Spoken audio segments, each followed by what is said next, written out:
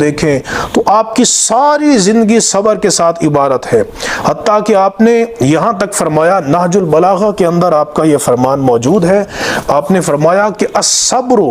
من الایمان بمنزلۃ الرأس من الجسد، فرمایا کہ صبر کا ایمان سے وہ تعلق ہے کہ جو سر کا تعلق جسم کے ساتھ ہے۔ جس طرح جسم کے بغیر سر ادھورا ہے اور سر کی کوئی حیثیت نہیں، اور سر کے بغیر جسم کی کوئی حیثیت نہیں، اسی طرح صبر کے بغیر ایمان اللہ رب العزت کی بارگاہ میں قبولیت کا مقام نہیں پاتا۔ ایک مقام پر اسی نہج البلاغہ میں مولا مرتضیٰ سیدنا علی شیر خدا کرم اللہ وجہہ الکریم، آپ نے یہ فرمایا کہ ضرب الفخذ